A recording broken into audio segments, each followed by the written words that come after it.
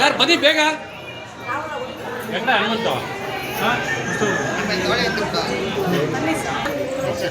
Sir ಇವತ್ತು ಆಷಾಢ ಶುಕ್ರವಾರ ಲಕ್ಷ್ಮೀ ಅದ್ರ ಬಗ್ಗೆ ಹೇಳಿ ನಿಮ್ಮ ಪರಿಚಯ ಮಾಡಿಕೊಡಿ.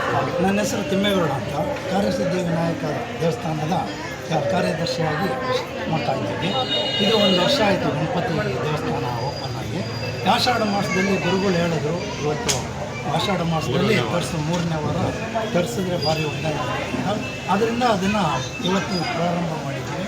ಅದಕ್ಕೆ ಎಲ್ಲ ನಮ್ಮ ಕಮಿಟಿ ಸಹಕಾರ ಕೊಟ್ಟು 19 ಜನ ಜೊತೆಗೆ ಎಲ್ಲ ಭಕ್ತಾದಿಗಳು ತುಂಬ ಒಳ್ಳೆಯ ಕೆಲಸ ಮಾಡ್ತಾಯಿದ್ದೀರಾ.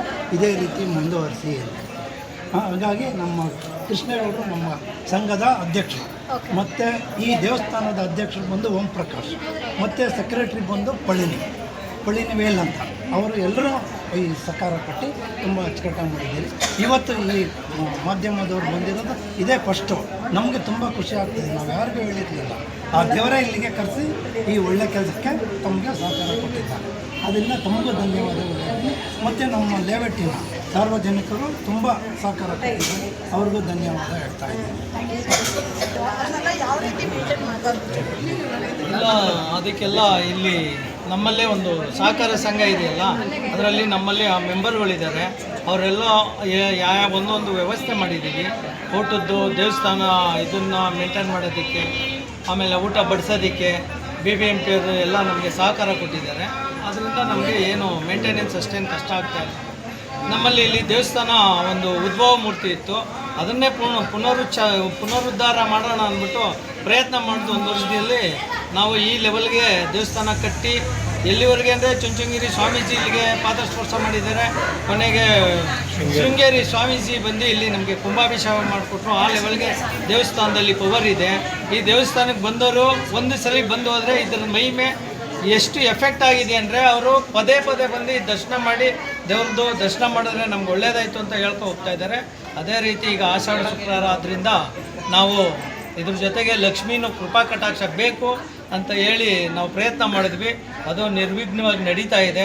ನಮ್ಮ MLA ಸೋಮಶೇಖರ್ ಸರ್ ಒಂದು ಅಭಯ ಇರುವವರೆಗೆ ನಮಗೆಲ್ಲನೂ ನೀಟಾಗಿ ನಡೀತೈತೆ. ಆಮೇಲೆ ನಮ್ಮಲ್ಲಿ ಏನಿದೆ 19 ಜನ ನಾವು ಒಂದು ನಮ್ಮ ಕಮಿಟಿ ಮೆಂಬರ್ ಏನಿದ್ದೀವಿ, ಒಂಥರ ನಾವು ಅಣ್ಣ ತಮ್ಮದು ಇರ್ತಾರೆ.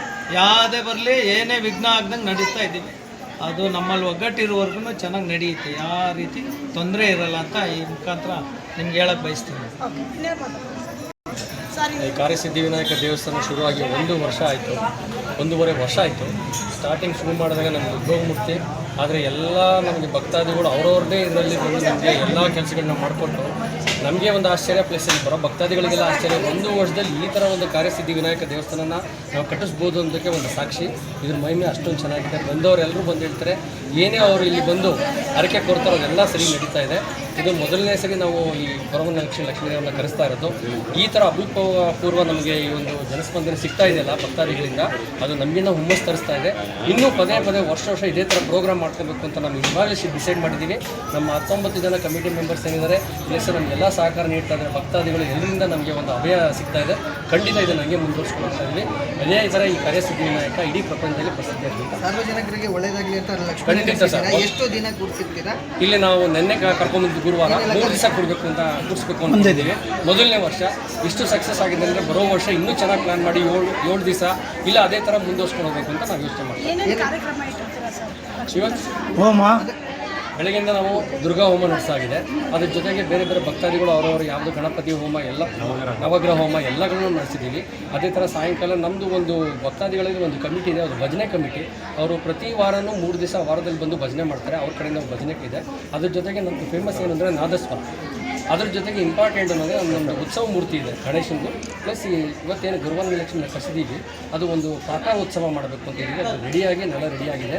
ಅದು ಪ್ರಾಕಾರ ಉತ್ಸವ ಮಾಡಿ ಭಕ್ತಾದಿಗಳೆಲ್ಲ ಅದನ್ನು ಹರಕೆನೆಲ್ಲ ತೀರಿಸ್ಕೊಂಡು ಅವರಿಗೆ ಒಂದು ಒಳ್ಳೆಯದಾಗಲಿ ಅಂತ ನಾವು ಕೇಳ್ತೀವಿ.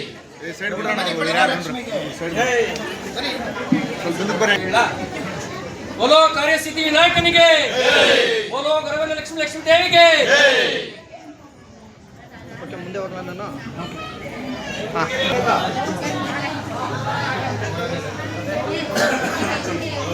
ತುಂಬ ಚೆನ್ನಾಗಿ